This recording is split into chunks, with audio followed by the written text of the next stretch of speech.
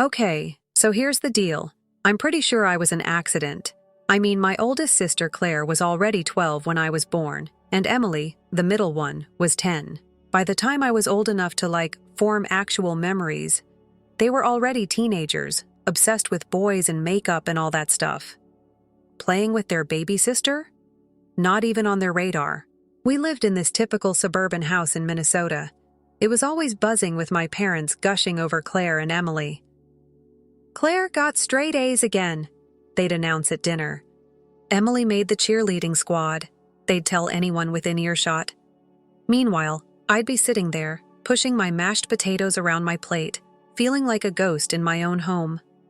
I remember when Claire brought home her first boyfriend. I was only 4, peeking through the banister, as this lanky dude with this ridiculous haircut nervously shook hands with my dad. Emily wasn't far behind, starting to date at 15. They were both so beautiful, so confident, so everything I wasn't.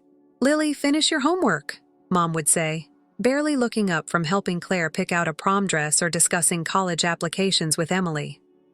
I learned pretty early on to be independent, to do my own thing, to not need the attention that was constantly focused on my sister's achievements. "Did you hear?" Mom burst into the kitchen one morning when I was 7. "Claire got accepted to Northwestern." Cue the celebratory pancakes while I sat in my usual spot, invisible as always. Emily left for college 2 years later, and suddenly, I was alone in a house that felt both empty and suffocatingly full of their presence. Their rooms were like shrines to their past lives, trophies, photos, memories perfectly preserved. I carved out my own space, found comfort in being alone, and tried not to mind when every conversation somehow circled back to my amazing older sisters. Things really started to change when I was 15. Claire, now married and living across town, had her first kid, a little boy named Ethan. I remember the day she brought him home from the hospital. Everyone was cooing and crying, my parents practically levitating with joy at becoming grandparents. "You'll be such a wonderful aunt," Mom said, squeezing my shoulder. Looking back, I realized that was the moment everything shifted, though I couldn't have known it then. At first, I was genuinely excited about being an aunt. Ethan was a cute little guy, and I loved making silly faces at him while Claire and Mom chatted over coffee. But that dynamic changed faster than you could say diaper change. It started innocently enough. "Lily, could you watch Ethan for a couple of hours? I really need to do some shopping," Claire asked one Saturday morning. Already slinging her purse over her shoulder before I could even answer, she practically shoved Ethan into my arms and was out the door. "Thanks, sis. You're the best." That became the new normal. Every weekend, Claire would show up at our parents' house, hand over Ethan, and vanish for hours. Sometimes it was shopping, other times it was lunch with friends, or a spa day, always under the guise of needing a break from motherhood. "It's not fair," I complained to Mom one day after Claire had been gone for 5 hours. "I had plans to meet Jessica at the mall today." Mom barely looked up from her magazine. "Family helps family, Lily. Your sister needs this time to herself. You'll understand when you're a mother." "Yeah, right." I was 16 when Emily announced she was pregnant. "It's a girl!" she squealed at a family dinner, and everyone went nuts. I felt a knot forming in my stomach. Sure enough, when little Olivia arrived, history repeated itself with a vengeance. Now my weekends were a circus of managing a 3-year-old Ethan and a baby Olivia. Try helping a toddler build a block tower while trying to keep a screaming infant calm. It's not as fun as it sounds. And homework. Forget about it until they were both napping, if they ever napped at the same time. "Jason asked me to the movies tonight," I told Dad one Saturday, bouncing Olivia on my hip while Ethan scribbled all over our coffee table with crayons. "Well, you should have thought about that before agreeing to watch the kids," he replied. "I never agreed. Nobody ever asks me." The frustration in my voice made Olivia start crying. "Lower your voice. You're upsetting the baby," Mom scolded from the kitchen. "And stop being selfish. Your sisters need this support." That's when I started spending all my free time in the school library, researching colleges. Not just any colleges, mind you. Ones that were far, far away from home. I threw myself into studying, knowing good grades were my ticket out. Every A on my report card was one step closer to freedom. When my acceptance letter from Berkeley arrived, including a partial scholarship, I felt like I could finally breathe. But my family had other plans. "The community college here has a great business program," Claire suggested, during what they called a family council, but I called an intervention. "You could live at home and save money, and help with the kids," Emily added brightly, as if that was a selling point. I looked around our living room at their expectant faces: Mom, Dad, Claire, Emily, and Grandma Helen, who'd been unusually quiet throughout the discussion. Actually, it was Grandma Helen who broke the tension. "I think Berkeley is perfect for Lily," she said, her voice cutting through the air like a knife. "That program is exactly what she needs for her future career, and your grandfather's education fund will help cover what the scholarship doesn't." I could have hugged her right there. The family council ended with my parents and sisters shooting disappointed looks my way, but I didn't care. For the first time in years, I could see my future clearly, and it didn't involve being everyone's free babysitter. College life was everything I'd dreamed of. My dorm room became my sanctuary, my classmates became real friends, and for the first time in years, my weekends were my own. No crying babies, no sticky-fingered toddlers, just me and my choices. But you can't completely escape family obligations, especially during the holidays. I tried to visit as little as possible, but Thanksgiving and Christmas were non-negotiable. Mom would call weeks in advance, her voice thick with expectation. "Everyone's asking about you, Lily. The kids miss their aunt." The first Christmas break after I started college, I walked into absolute chaos. Claire now had 2 boys, Ethan and his new baby brother, Owen, while Emily had added a boy named Noah to her family, alongside Olivia.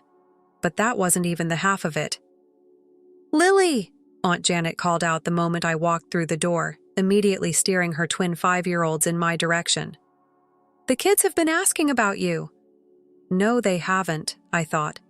They barely know who I am. But before I could protest, Cousin Rachel's 7-year-old daughter attached herself to my leg, followed closely by Cousin Mike's 9-year-old son and 6-year-old daughter. "Lily, honey," Mom called from the kitchen, barely visible behind a mountain of dishes. "Why don't you take the kids upstairs to your room? I'll bring up some snacks later." And just like that, I was corralling 8 kids up the stairs, feeling more like a sheepdog than a college student. My old bedroom became a war zone. Toys everywhere, juice spilled on my childhood bedspread, crayon marks mysteriously appearing on the walls. Hours passed. My stomach growled as delicious smells wafted up from downstairs, where the adults were enjoying their peaceful holiday meal. When Mom finally appeared with a plate of kid-friendly snacks, she barely made eye contact. By the time I managed to sneak downstairs at 8:00, after coordinating with various parents to collect their exhausted children, the dining room was empty except for dirty dishes and picked-over serving platters. "Oh, Lily," Emily said, already putting on her coat. "Noah was an angel for you, right? We've got to run. It's past his bedtime." Claire followed suit, gathering her boys while chatting with Mom about New Year's plans. Aunt Janet was helping her twins into their snow boots, while cousins Rachel and Mike were carrying their sleeping children to their cars. Not a single thank you. Not one person asked if I'd eaten. Not even a backwards glance as they all filed out, leaving me standing in the wreckage of Christmas dinner. "Lily, be a dear and help me with these dishes," Mom called from the kitchen, as if I hadn't just spent the entire day doing her a massive favor. I looked at the mountain of dirty plates and serving dishes, evidence of a holiday meal I never got to enjoy. The message from Mom arrived during finals week, just as I was finishing my last paper for the semester. My phone buzzed with her usual pre-holiday update, but this one made my blood run cold. "Claire and Emily are coming with the kids," it read cheerfully. "Plus Janet and her twins, Rachel's girls, Mike's kids, and exciting news, Claire's sister-in-law Lisa is joining us with her 3. It'll be such a wonderful Christmas with all the little ones." I did the math in my head. 12 kids. 12. I sat there in the library, staring at my phone until the screen went dark, then lit it up again to make sure I'd read it right. The message stayed the same. but something inside me finally snapped. 2 years of college had given me perspective. I'd watched my roommate, Kim, go home for the holidays and return with stories of actual family time, board games, movie nights, proper Christmas dinners. My friend Jessica's biggest complaint about going home was having to share the TV remote with her siblings. Meanwhile, I'd spent every holiday of my adult life as an unpaid nanny service. I didn't reply to Mom's message. Instead, I packed my bag for Christmas break with an unusual sense of calm. For the first time, I wasn't dreading the holidays, because I was going home with a plan. The days leading up to Christmas were deceptively normal. I helped Mom in the kitchen, breathing in the familiar sense of her signature dishes, pot roast, honey-glazed ham, and her famous apple pie. I decorated the Christmas tree, carefully hanging the ornaments I'd made in elementary school, alongside the fancy glass balls Mom reserved for the front of the tree. Christmas Day arrived with a flurry of activity. Cars began pulling into our driveway one after another, each bringing more chaos than the last. Claire arrived first with her boys, now 5 and 3, followed closely by Emily with Olivia and Noah. Lisa, Claire's sister-in-law, showed up with her 3 kids, all under 7. The rest of the relatives poured in after them, each family adding more children to the growing crowd. I watched from the corner of the living room as the noise level rose steadily. Claire made her way toward me, her youngest balanced on her hip while the older one tugged at her sleeve. "Lily," she called out with that familiar tone, the one that meant she was about to pass off her parental duties. "The boys have been so excited to see you. They can't wait to play with their favorite aunt."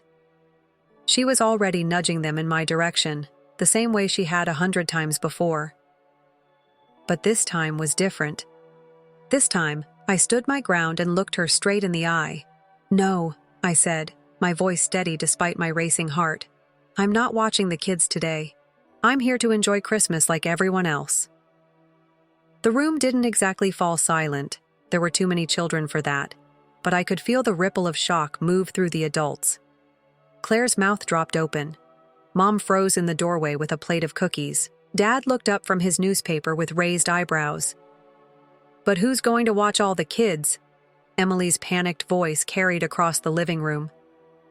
As I turned toward the stairs, I glanced back just long enough to see Mom's helpless shrug and the bewildered looks on everyone's faces.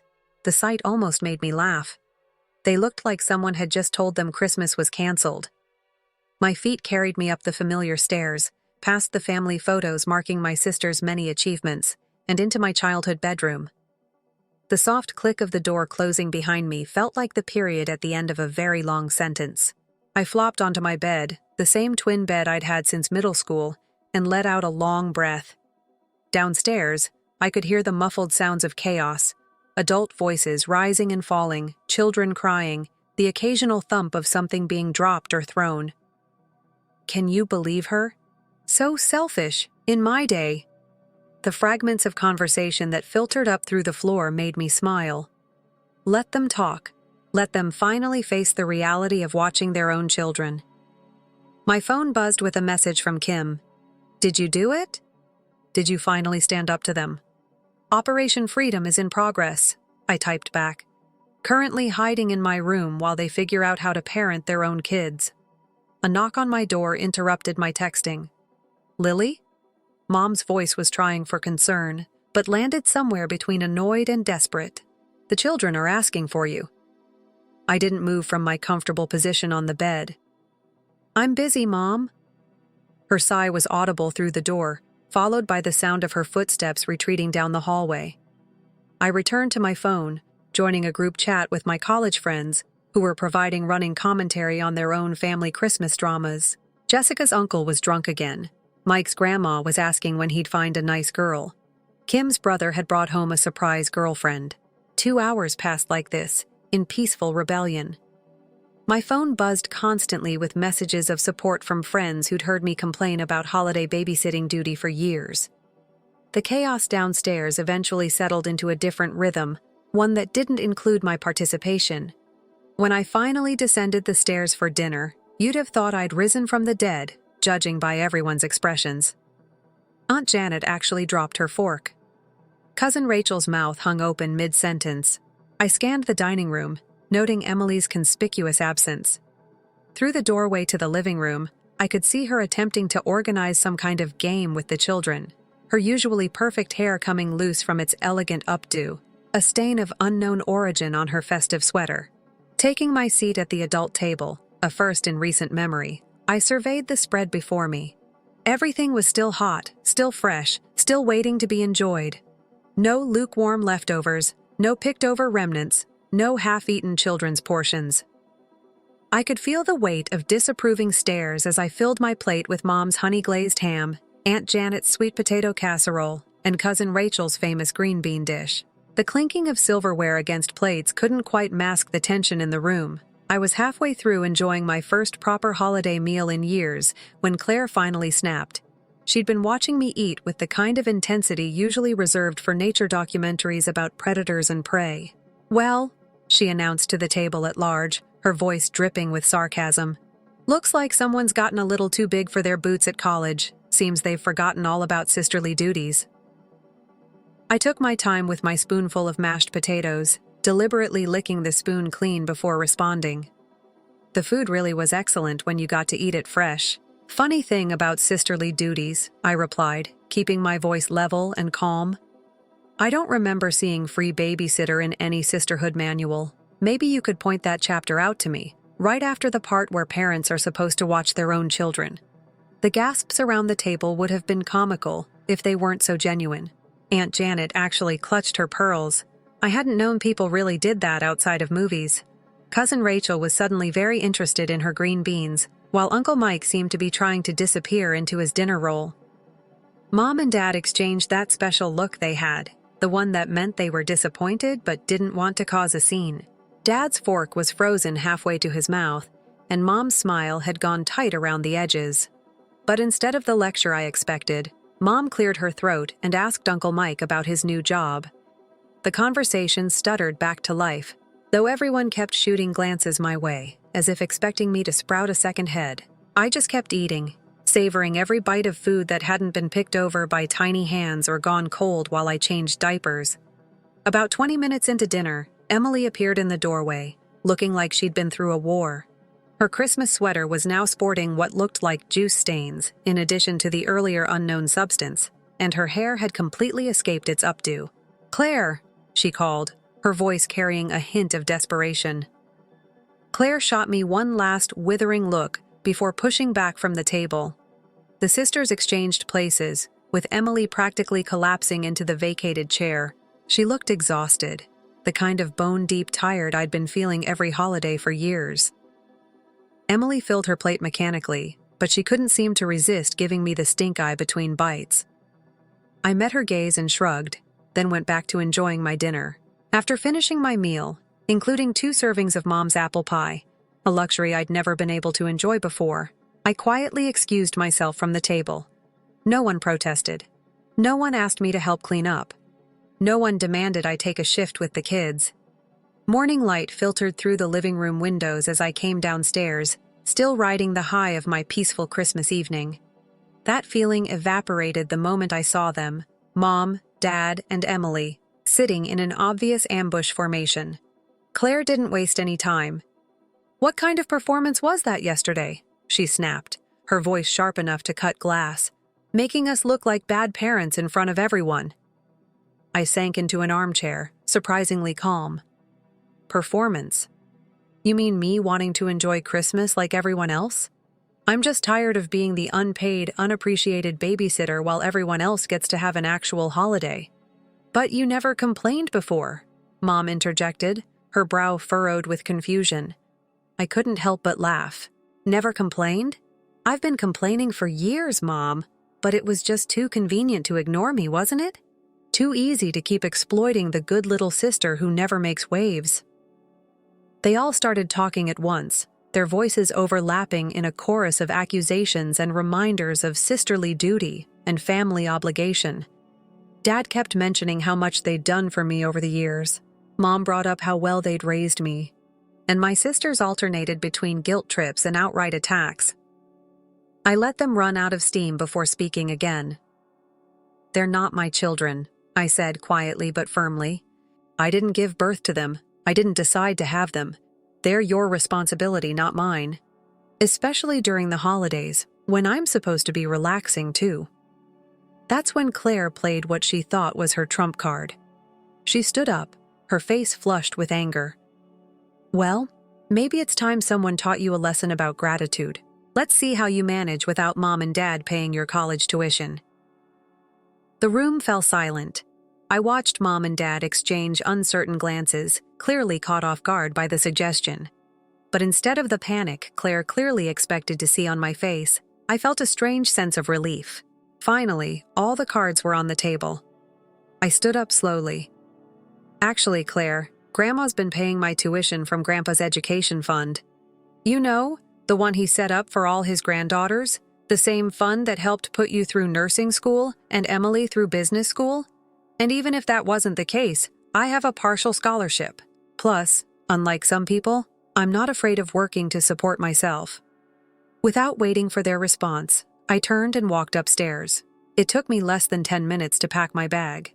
I'd gotten good at traveling light over the years. As I came back down, Mom and Dad started calling after me, their voices a mixture of anger and panic. But I was done talking. I walked out the front door, letting it close behind me on their protests and recriminations. The winter air bit at my cheeks as I headed to my car, but I barely felt it. The drive back to campus was oddly peaceful. As the miles between me and home increased, I systematically blocked their numbers. Mom, Dad, Claire, Emily. Each tap on my phone screen felt like breaking another link in a chain I hadn't even realized was weighing me down. My dorm room welcomed me back with its blessed simplicity. No toys scattered across the floor, no sticky fingerprints on the windows, no constant background noise of children demanding attention. Just my books, my laptop, and my own thoughts. January passed in a blur of new classes and quiet weekends. February brought snow and a blessed lack of family drama. I threw myself into my studies, made plans with friends, and for the first time in years, felt like I was living my own life instead of existing in the margins of everyone else's. Then, one cold Saturday morning in late February, I looked out my dorm window and saw them, Mom, Dad, and Emily, standing in the parking lot, looking uncertain and out of place among the students rushing to and from classes. My first instinct was to pretend I wasn't home, but something in their body language made me pause. They looked different, smaller somehow, less like authority figures and more like people who had driven 4 hours to right a wrong. I met them in the lobby. Emily spoke first. "Can we buy you coffee? We'd like to talk." The campus cafe was quiet that morning. We sat at a corner table, steam rising from our cups, the silence heavy with unspoken words. Mom was the first to break it.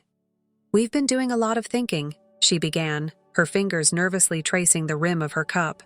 "After you left, well, we had some long conversations as a family. Very long conversations," Emily added, meeting my eyes directly.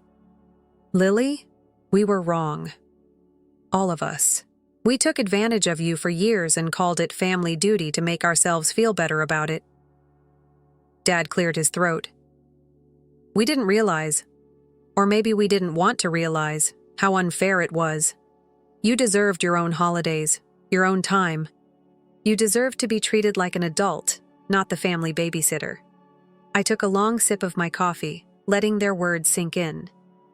"What about Claire?" Emily sighed. "Claire. She's still processing. You know how she is. She has trouble admitting when she's wrong. But the rest of us, we want to do better. Things will be different now," Mom promised. "No more pushing the kids on you. No more expecting you to give up your holidays. We want you to come home because you want to, not because you're needed for childcare." I studied their faces. The sincerity in Mom's eyes, the regret in Dad's expression, the openness in Emily's posture. "Okay," I said finally, "I believe you." That evening after they'd left, I unblocked their numbers. Within minutes I had a text from Emily. "Miss you, little sis. For real this time." The following months brought a new normal. I visited home some weekends, and it was actually pleasant. When Emily brought her kids, she watched them herself or hired a babysitter. Mom stopped trying to orchestrate family bonding moments that always seemed to end with me in charge of a pack of children. Claire and I still haven't spoken. Sometimes I see her posts on social media, pictures of her boys growing up so fast. Part of me hopes that one day she'll realize what she did wrong, that she'll reach out first. Until then, I'm at peace with the distance. I finally have my own life, my own holidays, my own choices, and that's a gift no one can take away from me. Story 2. This story is titled, "My Fiancé Accused Me of Cheating and Her Dad and Brothers Physically Attacked Me." Now the truth is out, and they want reconciliation. Hey everyone, before we jump into today's video, I need your help. We've noticed the channel is losing some traction, and subscribing is one of the best ways you can support us. It's quick, free, and it helps us keep bringing you awesome content.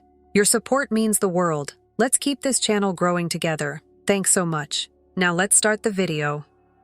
Alright, so this might get a little long, but I need to get it all out. I'm 28. Just a regular dude with a stable office job, a decent apartment, and what I thought was a pretty straightforward life. About a year ago, I met the woman I thought I'd spend forever with. Let's call her Emma, 26, female. She was everything I thought I wanted, smart, funny, and had this way of making me feel like I could take on the world. We dated for a little over a year before I proposed. Nothing fancy, just something private between the two of us. She said yes, and honestly, I thought I'd won in life. A few weeks later, we had an engagement party at her parents' place. It wasn't anything flashy, just family and close friends, and I thought everything was perfect. Looking back, though, I realized there were warning signs. Small things that didn't seem like a big deal at the time. Her mom, for one, had this weird way of talking to me. She'd say stuff like, "Oh, it's so nice, you're stable. Emma needs someone she can rely on, or you're such a hard worker. It must be tough not having family connections to lean on." At first I thought it was just her being awkward, but now I see it for what it was. Judgment.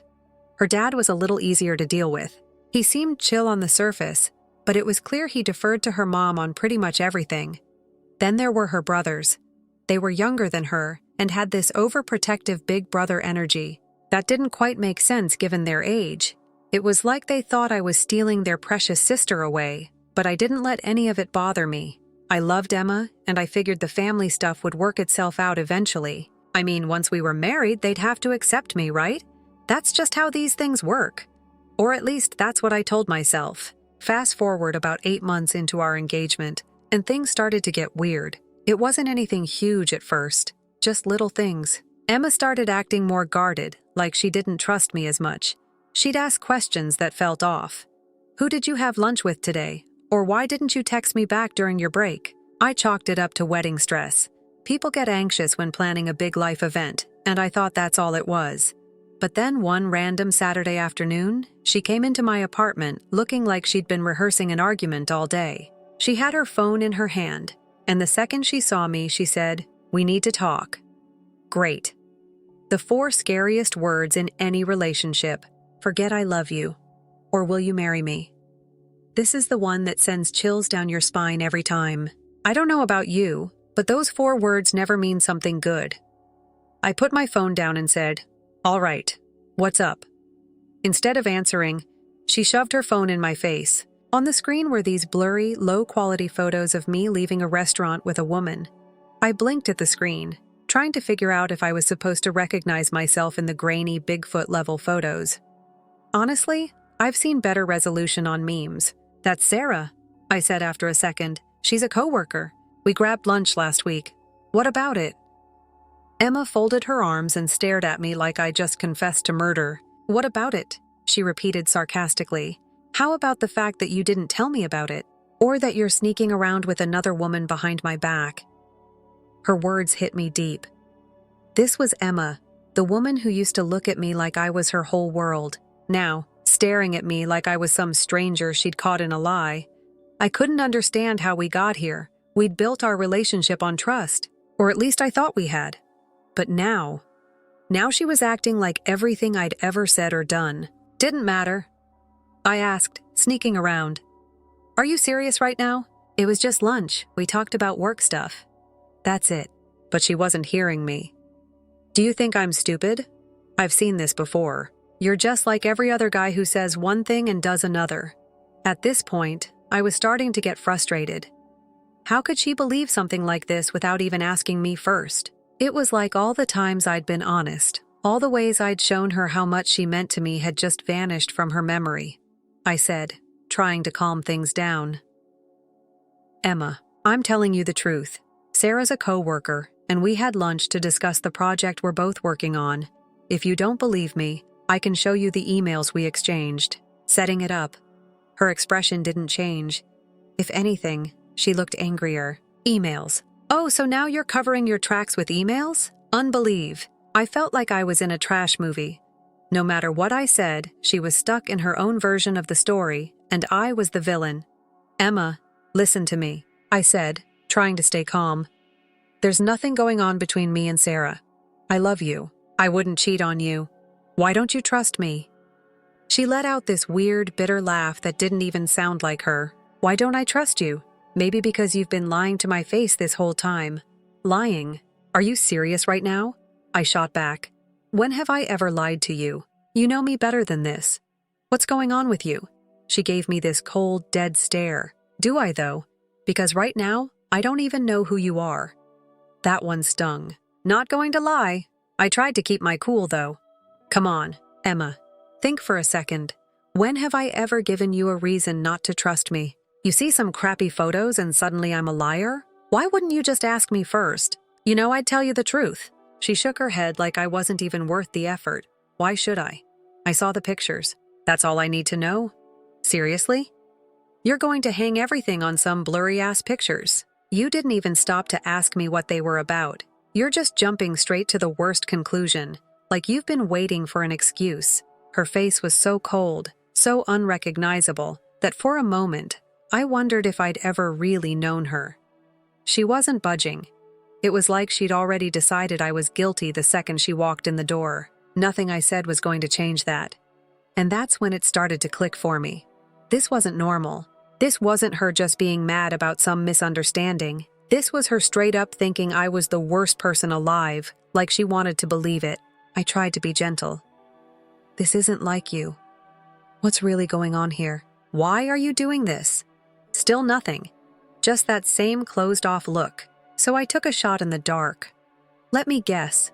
Your mom's behind this, isn't she? She's been feeding you this garbage, and now you're just running with it. Her jaw tightened.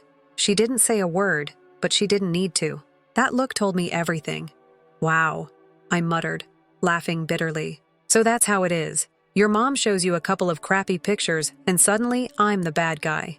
You'd rather believe her than me. After everything we've been through, she didn't even flinch. Just stood there like she was already done with me. That's when I realized I was wasting my breath. It wasn't just about the pictures. She'd already made up her mind. Someone had been in her ear. But whoever it was, they'd poisoned the well. And as bad as it felt in that moment, I didn't know the half of it. Things were about to get a hell of a lot worse. Now, as I was still sitting there trying to process what had just happened, I heard banging on my front door, not knocking. Banging like someone was trying to break it down before I even had a chance to ask who it was. The door flew open, and there they were, Emma's dad and her two brothers. They looked furious, and I could tell right away that they weren't here for a peaceful chat. Her dad pointed a finger at me and shouted, "You've been messing with my daughter's heart, you piece of garbage. You think you can just play her like that and get away with it for a split second?" I thought about running not because I was scared, but because I knew there was no reasoning with these people. They weren't here to listen. They were here to punish me for something I didn't even do. And the worst part? Emma was standing right there watching it happen. I was completely blindsided. "What are you talking about?" I said, trying to keep my voice steady. "This is a huge misunderstanding. I didn't cheat on Emma. Those photos are nothing. They're not what you think." One of her brothers stepped forward, cracking his knuckles like he'd been waiting for this moment. I swear. The way he was cracking his knuckles, you'd think he was about to challenge me to a duel or audition for a mob movie. He said, "Oh, so you're saying Emma's lying now? You're going to call my sister a liar to my face?" I took a step back, holding up my hands. No, I'm not saying that. I'm saying someone's feeding her false information. I didn't do anything wrong.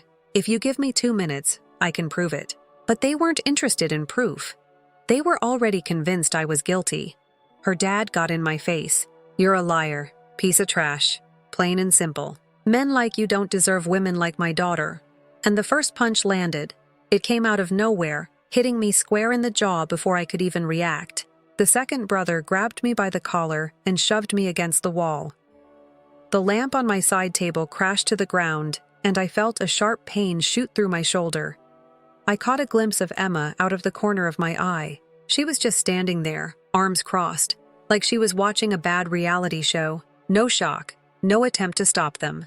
Nothing. How could she let this happen? How could she let them hurt me and say nothing? I tried to defend myself, but it was 3 thugs against 1. They were yelling, throwing accusations and fists at the same time. It felt like they'd been waiting for this opportunity, like they'd been looking for an excuse to take me down. Admit it, one of them shouted. Admit you've been cheating on her. I didn't. I shouted back, trying to block another punch. I swear I didn't cheat. It didn't matter what I said. They weren't there to listen. They were there to punish me. At some point, I ended up on the floor trying to cover my face as they kicked me. My ribs felt like they were on fire and my head was spinning, lying there. I stopped trying to fight back. What was the point? They didn't want the truth. They wanted someone to blame. And as much as I wanted to get up and defend myself, the betrayal of seeing Emma just stand there hurt more than any of the punches they threw. And then, just as suddenly as it started, it stopped. Her dad stood over me, breathing heavily, while one of the brothers pulled him back. That's enough, he said. Let's get out of here before we really hurt him.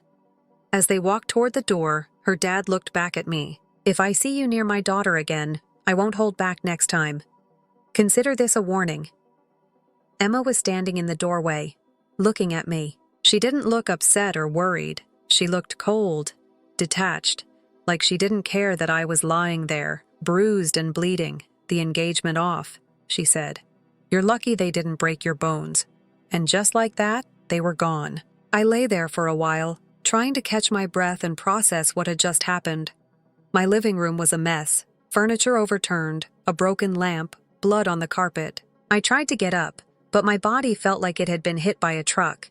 Eventually, I managed to crawl to my phone and call a friend to take me to the hospital. The doctor patched me up some bruised ribs, a split lip, and a mild concussion. He asked me what happened, and when I told him, he just shook his head. You should report this, he said. People like that don't stop unless they face consequences. I didn't know what to do. Every part of me was boiling. My fists clenched so hard, my nails dug into my palms. I wanted to show up at their house and make them feel even a fraction of what they'd put me through, but I forced myself to stay in control, even though the anger was burning through me like fire. Forgetting about it, letting it go. No way. I'd been pushed around, falsely accused and treated like I didn't matter for too long. They weren't getting away with this. Not this time. By the time I left the hospital, I had made up my mind.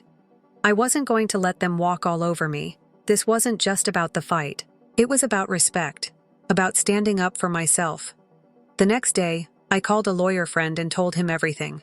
He listened carefully, then said, You need to file a police report, and you need to do it now. The longer you wait, the harder it will be to prove what they did to you. So I did. I went to the police station, filed the report, and let them take photos of my injuries. The officers were sympathetic, nodding as I explained what had happened.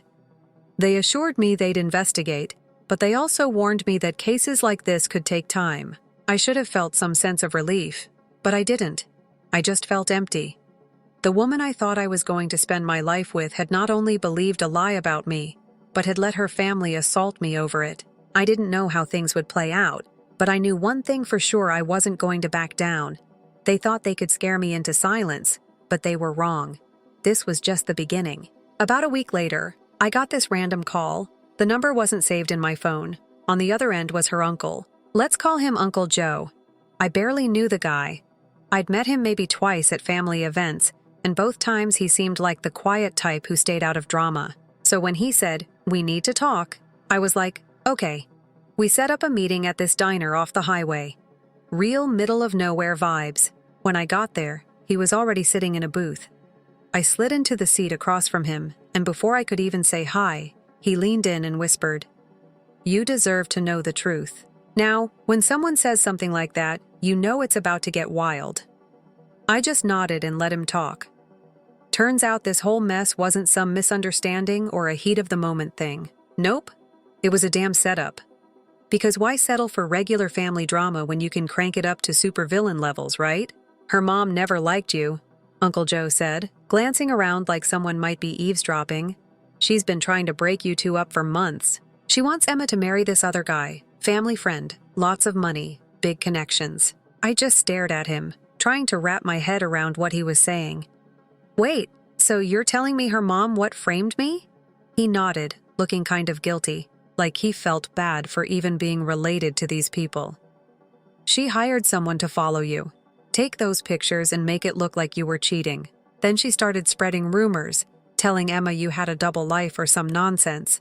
"You've got to be kidding me," I said, leaning back in the booth.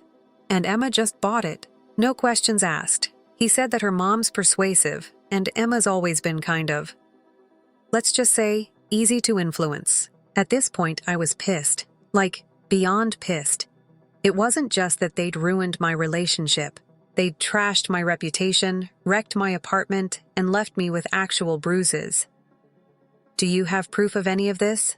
I asked, trying to keep my voice steady. Uncle Joe nodded and pulled out a USB drive, sliding it across the table. Texts, emails, all of it. Her mom wasn't exactly subtle about what she was doing. I grabbed the drive and thanked him, though I didn't really know what else to say. My head was spinning as I drove home. I kept replaying everything in my mind. Her mom had planned this whole thing, like actually planned it, and Emma just went along with it. By the time I got back to my place, I was fuming. I plugged the USB into my laptop and started scrolling through the messages. Sure enough, there it all was in black and white. Her mom texted Uncle Joe's wife about hiring a photographer, telling Emma he's not good enough for you, and even coaching her on how to confront me. It was all there. The lies, the manipulation, the betrayal. I forwarded everything to my lawyer and called him up. "Dude, you're not going to believe this," I said. He listened as I explained, then said, "This changes everything. We're not just looking at assault charges anymore. This is premeditated. We're talking conspiracy for the first time in days." I felt like I had some control over the situation. I wasn't just going to sit back and let these people ruin my life. The next morning, I handed the evidence over to the police. The detective who took my statement raised an eyebrow as he skimmed through the texts.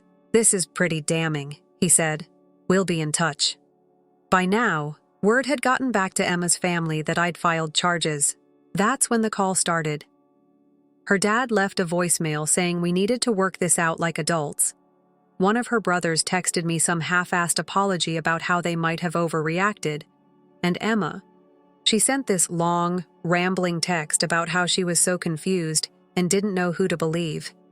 Yeah, sure. Now she's confused. Where was all this doubt when her family was rearranging my face? I ignored them all. I wasn't about to let them guilt me into dropping the charges. They wanted to play dirty. Fine. Let's see how they handle it, when the law gets involved. But even as I stood my ground, I couldn't shake this nagging feeling of disappointment. Emma had been the one person I thought I could trust. I'd planned to spend my life with her, and now she was just gone. Still, I wasn't about to let that stop me from fighting back. If they thought I was just going to roll over and take this, they had another thing coming. So after handing over the proof to the cops, I figured things were about to get serious. What I didn't expect was how quickly Emma's family would start freaking out. I mean, these people went from, "We're going to ruin your life too. Let's be reasonable in record time." First, her dad called me. I didn't even recognize the number at first, but when I picked up there, he was sounding all nervous. "Hey, we might have overreacted," he said. His tone was softer than the last time we'd spoken. "Let's talk this through. No need to involve the police." I almost laughed. This was the same guy who was ready to knock my teeth out a week ago, and now he wanted to play nice. "Talk to my lawyer," I said, keeping it short and hanging up before he could say anything else. Next came her brother, one of the ones who'd thrown punches. He texted me this long message about how they were just protecting their sister and things got out of hand. He ended it with, "Let's settle this like men, right? Because real men ambush people in their own homes." I didn't even bother replying. And then there was Emma. She sent me a text from a different number. And honestly, just seeing her name pop up on my phone made me nauseous. Her message was all over the place. She said she was so sorry that she'd been manipulated and that her mom had convinced her I was cheating. "I didn't know what to think," she wrote. "Can we please talk?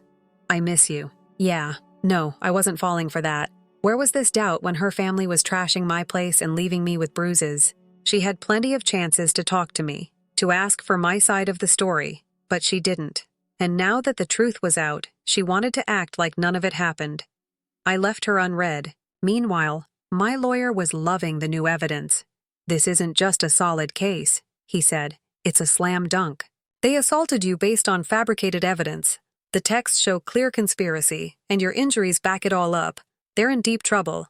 Hearing that felt good, but it wasn't like this was going to be an instant win. The cops were investigating, and that was going to take time. Still, knowing the law was on my side made it easier to deal with the constant calls and texts from Emma's family. A couple of days later, the first big development hit. My lawyer called to let me know the police had issued warrants for her dad, her brothers, and her mom. They were being charged with assault and conspiracy, and the cops weren't wasting any time.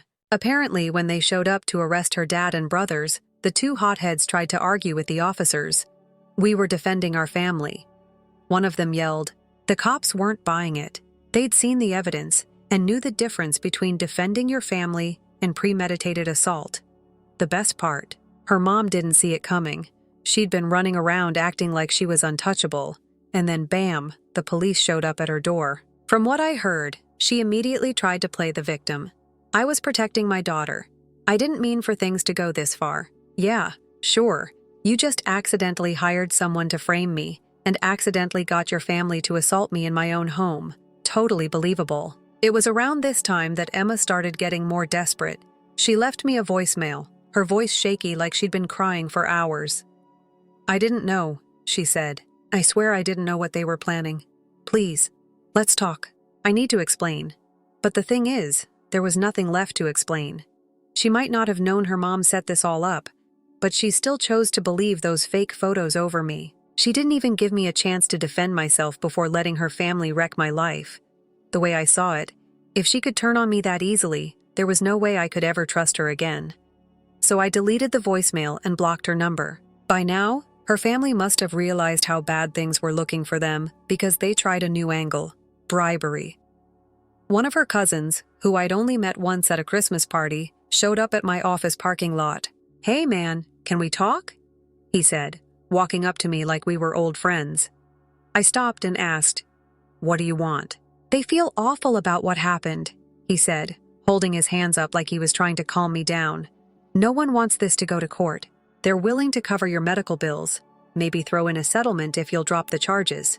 I just stared at him. "So they think they can pay me off and make this go away?" "Look, I'm just the messenger," he said, shrugging. "No one's saying what they did was okay, but a trial is going to get messy for everyone." I shook my head. "Tell them I'm not interested. They can explain themselves in court." The cousin looked like he wanted to argue, but I was done. I got in my car and drove off, leaving him standing there. At this point, I wasn't just fighting for justice, I was fighting for myself. These people thought they could mess with my life, ruin my relationship, and get away with it. They were about to learn how wrong they were. During the few days after they tried to bribe me, Emma kept blowing up my phone again through her friends' texts, emails, calls. I didn't listen to most of them, but one caught my eye. She said something about wanting to meet up and set the record straight. At this point, I was done with her, but my lawyer told me I could meet her as long as I wasn't alone. So I agreed not to listen to her, but to put an end to this. I brought a friend along to witness everything. We met at a cafe near the courthouse. When she walked in, she looked like a mess. Her eyes were red, and she had this look on her face like she'd just lost everything, which, honestly, she kind of had. She sat down across from me and immediately started crying. "I'm so sorry," she said, her voice shaking. "I didn't know what they were planning. I thought you cheated. My mom convinced me you were lying to me. I just sat there letting her talk. She went on about how scared she was of her family, how she felt pressured to believe them, and how she regretted everything when she finally stopped. I leaned forward and said, "If you loved me, you would have asked for my side. You had a choice to trust me or to trust them, and you chose them. That's not love." Her tears started flowing harder. "I was confused," she sobbed. "I didn't know what to do." I shook my head. "Confused or not?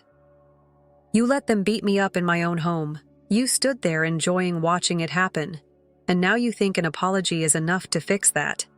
She reached for my hand, but I pulled away. "It's too late," I said. "They're facing the consequences for what they did, and so are you. This is over. Don't call me again." I stood up, left her sitting there crying, and walked out with my friend. That was the last time I saw her in person. The trial came not long after that. My lawyer prepared me for everything. And when the day arrived, I was ready. I testified about the assault, how they barged into my apartment, ignored my attempts to explain, and beat me until I was bleeding.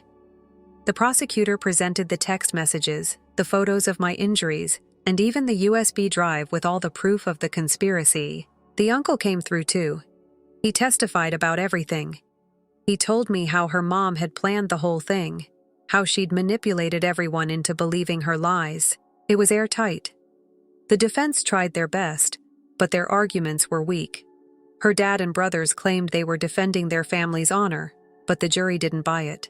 Her mom tried to downplay her role, saying she was just worried about her daughter. But the texts painted a different picture.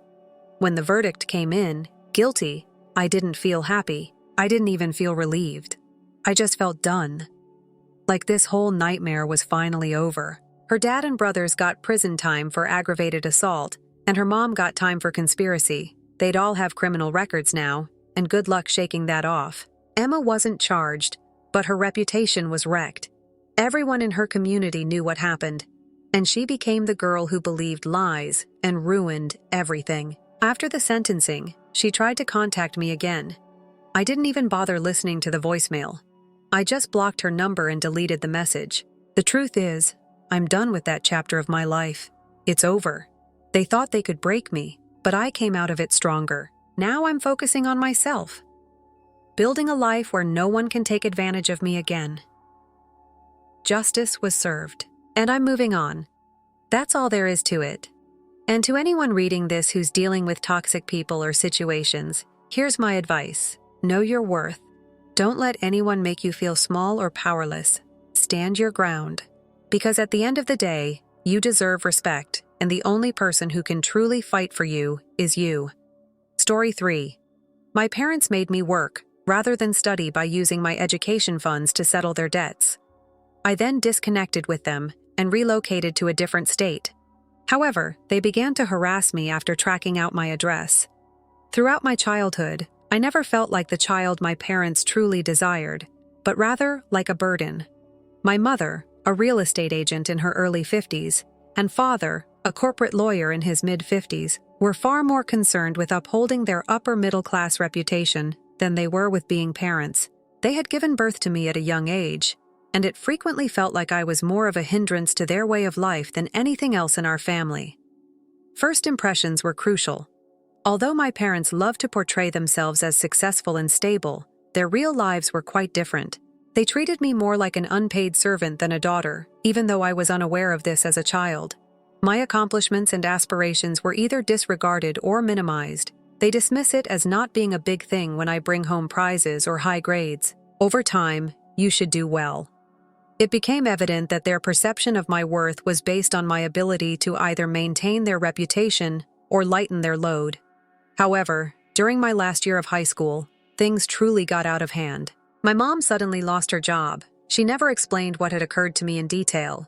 She stopped working completely, though I'm not sure if she quit voluntarily or was fired. At about the same time, my dad lost his job at the law firm he had worked for many years. Their once ideal existence began to fall apart when they lost both of their sources of income. They were finding it difficult to pay their bills, mortgage, and all the other expenses they had been used to paying with ease. Suddenly, I was the target of all their repressed anger, despair, and financial instability. I had been putting a lot of effort into my studies and working a part-time job to help pay for my own expenses and save money for college. I finally received a scholarship that would pay for the majority of my education. Considering my parents' financial circumstances, this is a huge relief. I expected at least a little pride or encouragement when I told them the news, but all I received in return were inquiries about how the family might benefit from the scholarship funds. In order to alleviate their financial burdens, my dad began to hint that I should stay at home, forfeit the scholarship, and work full-time. My mother even said that a genuine adult would support their family and that college could wait. The last straw was learning that the small college savings account my late grandfather had established for me had been totally depleted. Without telling me, they had utilized it to settle some of their personal debts. They didn't apologize when I confronted them. Instead, they explained that it was essential to keep our family afloat. I was heartbroken, and I recall thinking that I had been tricked out of a future that they had no desire to see me succeed. It became evident to them that their wants came before my goals, my future, and even my well-being. That's when I realized I had to go. So at 18, I packed up what little I had and moved to a nearby city to attend college on my own. I worked multiple jobs to get by, juggling my studies with waitressing, tutoring, and any other work I could find. It was challenging, but being away from them felt like a weight had been lifted off my shoulders. There was finally a sense of independence, even if it meant I had to strive. I kept my distance, only reaching out on holidays or for necessary family calls, thinking that maybe the time away would lead to some kind of shift in how they perceived me. Fast ahead a few years. After completing my degree, I was offered a full-time position in a different state, with a solid pay, benefits, and the opportunity to finally establish a secure existence. The position was everything I had strived for. I relocated again, this time hundreds of miles away, and started over. I felt so liberated to be able to afford my own apartment, to have people that cared about me, and to finally live on my own terms. The wish has come true. For the first time, I felt like I was where I was intended to be. 2 years had gone since that relocation, and I hadn't heard a word from my parents. I believed they'd finally understood that I was done pandering to their wants. But a week ago, I received a message from them stating they wanted to reconnect and were planned a visit with a special surprise for me. They pretended that nothing had happened and that I would be overjoyed when I received this surprise, as if we were a typical family that had just lost touch. I was astonished by their message. After years of silence, they finally reached out, acting as though they hadn't influenced and controlled me throughout my life. They were behaving as though a simple visit could rekindle our amazing family bond. They implied that, given our past, their surprise would mend our differences, whatever that meant. I couldn't shake my suspicions. Every surprise they had ever given me was an attempt to manipulate or guilt-trip me. They were upset when I graciously refused to have them visit. Other family members quickly started messaging me in an attempt to persuade me to change my opinion. They suggested that it's time to move on from the past and that your parents are contacting you because they miss you. Some even said that my parents were only attempting to make apologies and that I was being overly severe. Everyone seemed to have conveniently forgotten all of the sacrifices I had to make in order to escape their authority. Messages implying that everyone gets a second chance and that family is family no matter what were part of the guilt-tripping. But did I really deserve them another opportunity after everything I'd gone through? In order to help them uphold their flawless image, I had sacrificed my dreams, my savings, and my peace of mind for years, bearing the burden of their transgressions. To keep them afloat, I had put my own life on hold, only to be abandoned when they were no longer in need of me. And now that I'd finally made something for myself, they wanted back in. So here I am, caught between the family I was born into and the one I strived to make on my own. Part of me wonders whether I'm terrible for wanting to preserve my distance, for finally choosing myself over the folks who simply saw me as a means to their own goals. I know what my parents are capable of, and I know that this surprise is likely just another effort to influence me, but I also can't remove the feeling of guilt they've implanted in me. The thought that simply because they are my parents, I could owe them something. Reddit. After everything my parents have done to me, are I wrong to seek freedom? When I finally get the opportunity to live my life as I see fit, is I wrong to refuse to let them back in? One update. I want to start by expressing my gratitude to everyone for the overwhelming amount of letters, comments, and support. Hearing from so many individuals who have experienced similar circumstances and getting guidance from folks who know how difficult it can be to create boundaries with family members is overwhelming in the best way imaginable. I've learned a lot about my own experiences from reading about all of yours. Many of you brought up something that I had first overlooked: my parents' whole strategy for making amends, which involved unexpectedly turning up and revealing a financial surprise to me, shows that they still don't comprehend the consequences of their actions. Instead of dealing with the underlying problems, it appears that they still view me as someone they can manipulate or placate with money. In fact, things got out of hand after the main piece was posted. My mother's sister, who has always been more of a bystander than a supporter, but occasionally reaches out to provide family counsel, called me this morning. She quickly asked me what was going on and why I had denied my parents a visit. Apparently, my parents had confided in her about their intentions, including this surprise they were so anxious to drop on me. According to my aunt, my parents have apparently been attending a family therapist for the past year. They informed her they'd been reflecting on how they treated me in the past and had come to understand their faults. According to my aunt, the surprise they had been preparing was a trust fund they had established in my name, using part of their savings as a means of making amends and offering an apology. They think that by making this gesture, they may restore our connection and demonstrate to me their commitment to reform. I was just perplexed when I heard about the trust money. On the one hand, it seemed like some kind of recognition that they had saved money to make something they believed would help me. And a part of me hoped they actually did change. However, when I gave it more attention, I became irritated that their purported reconciliation plan continued to center on lavish displays and money, exactly the things that had caused our separation. Instead of working on the relationship via respect and honest conversation, it seemed like they were attempting to purchase my forgiveness. I thought it was time to confront this head-on after listening to my aunt's story. I took some time last evening to write my folks a lengthy email in which I explained everything. I accept that it's a significant step if they're truly taking responsibility for how they treated me, and I appreciate them for the work they say they've put into treatment.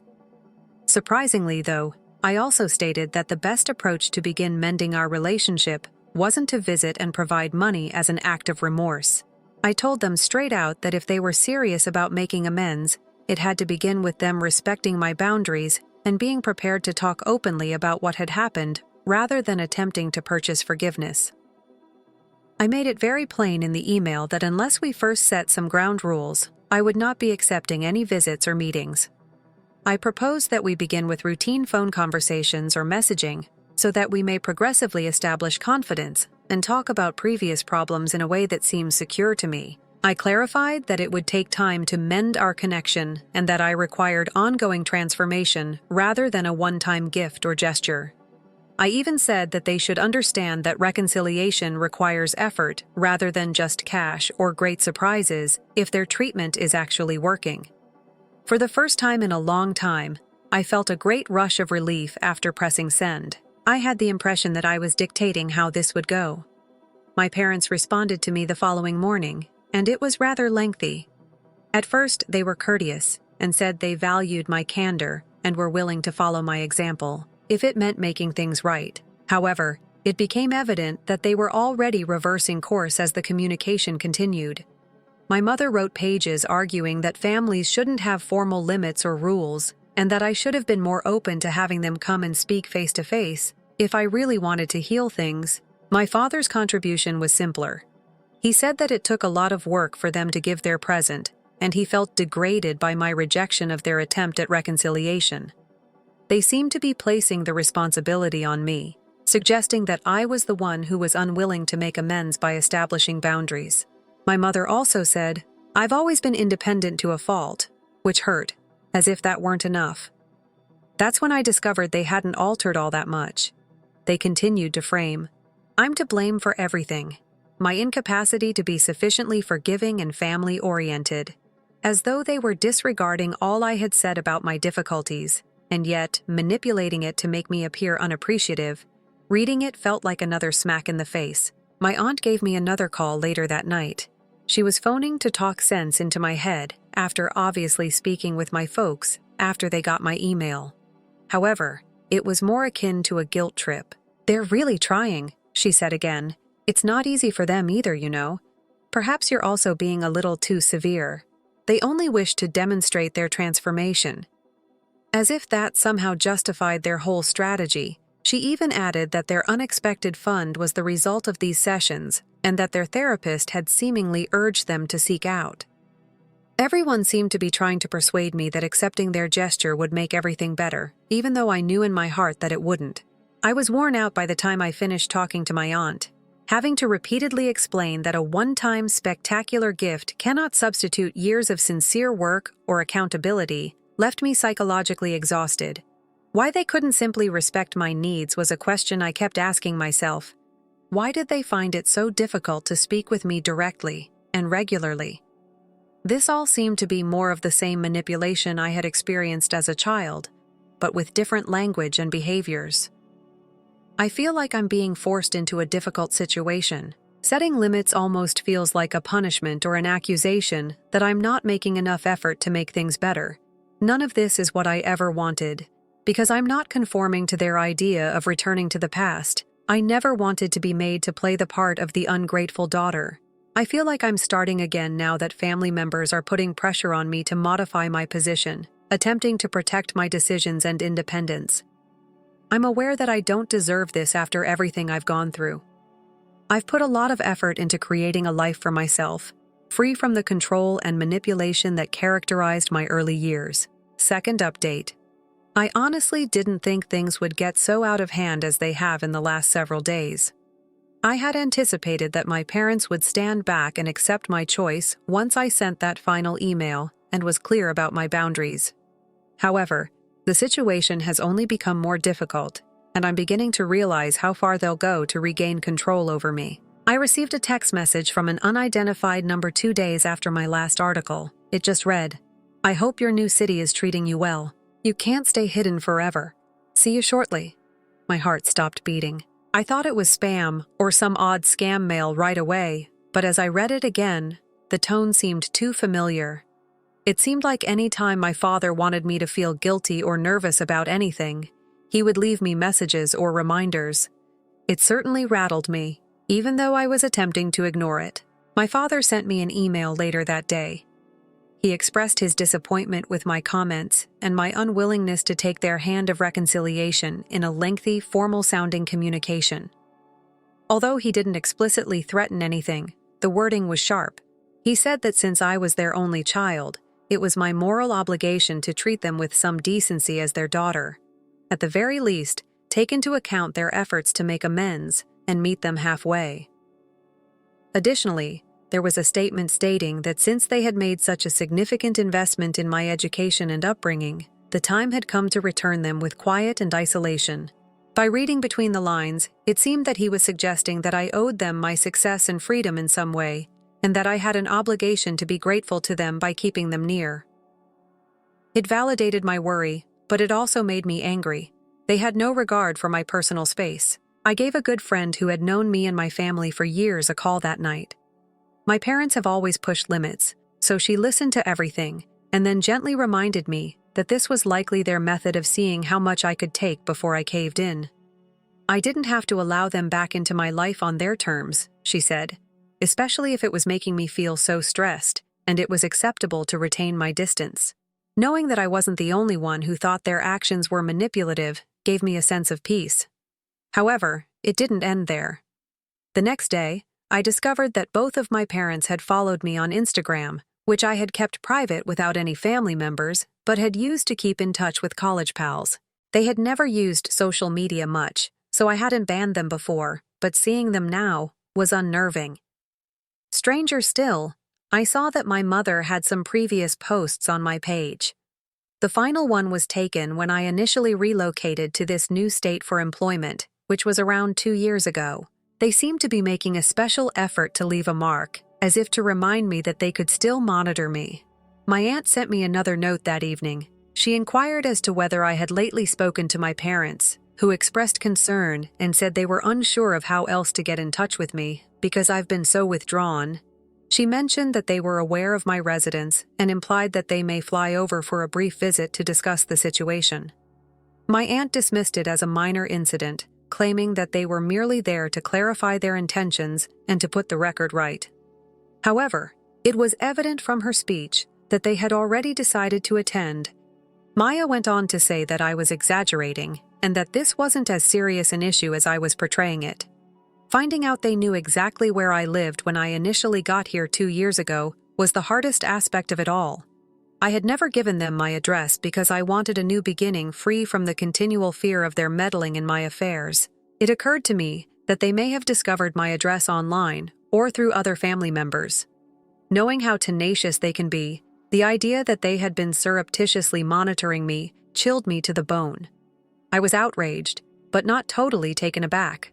I felt tense, so I sent my parents another email telling them that I wanted space and made it plain that I didn't feel comfortable with any unexpected visits.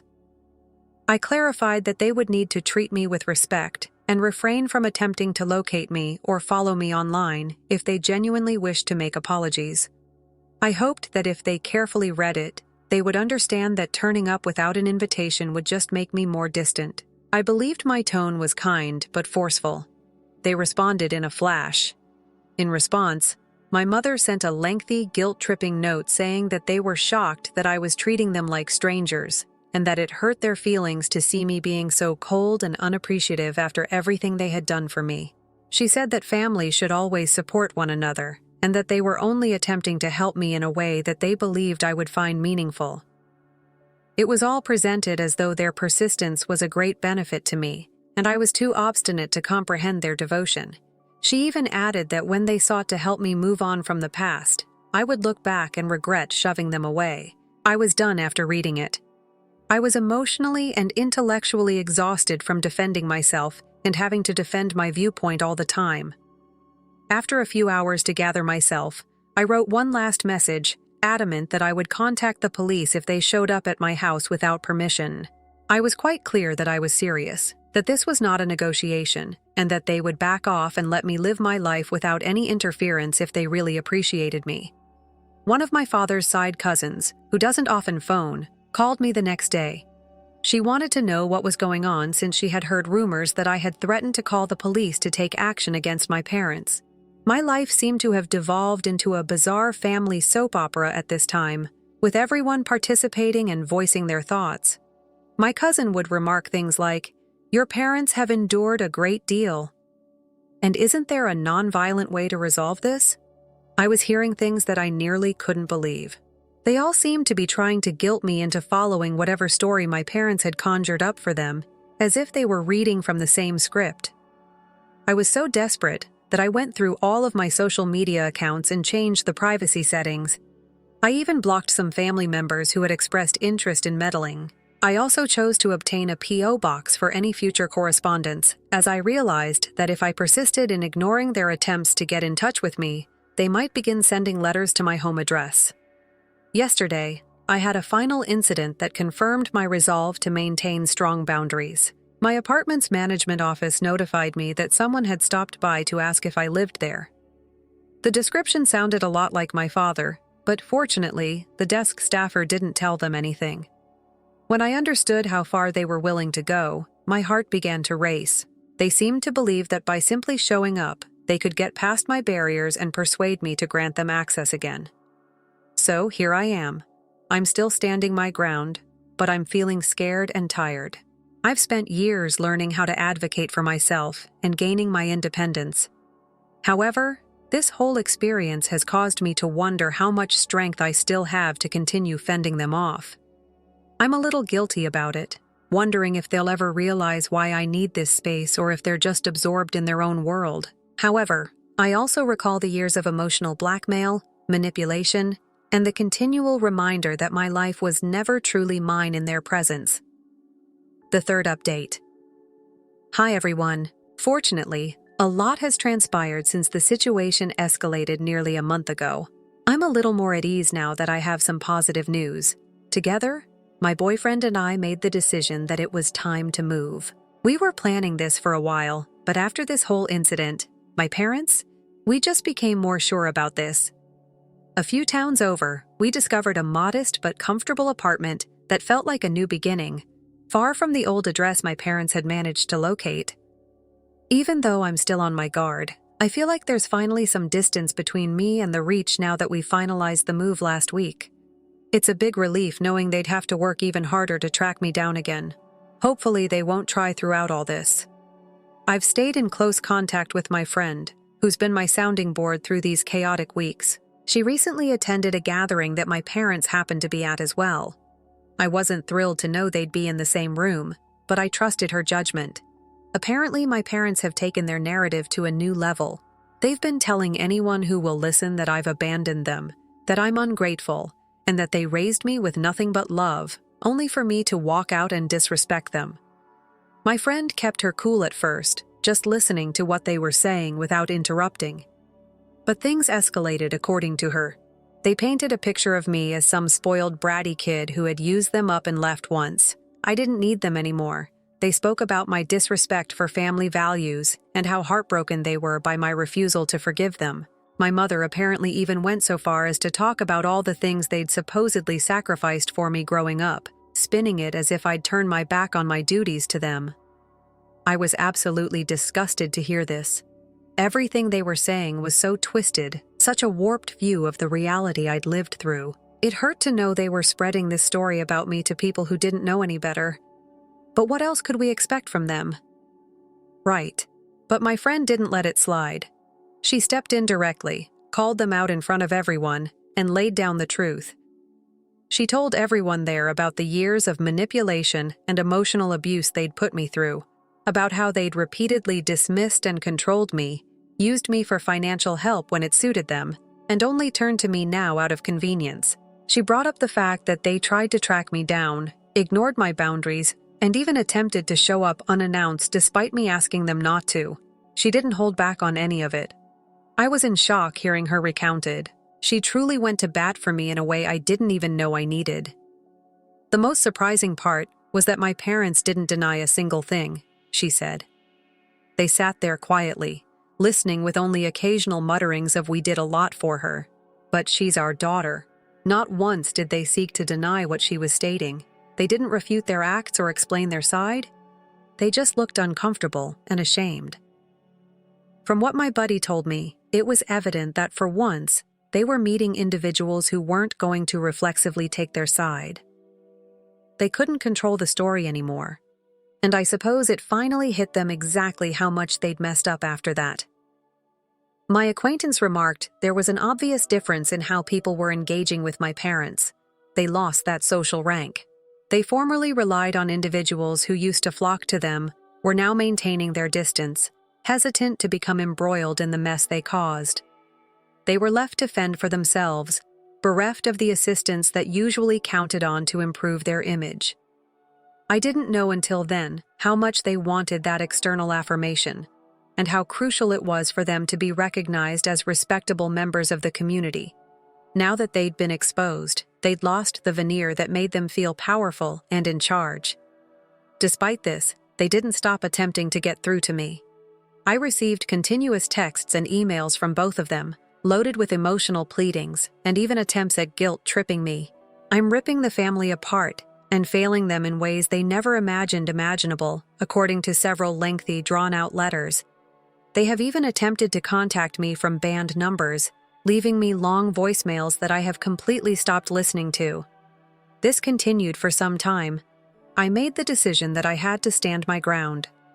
I gave them one last email, a straightforward but direct warning that I would call the police if they didn't cease the harassment.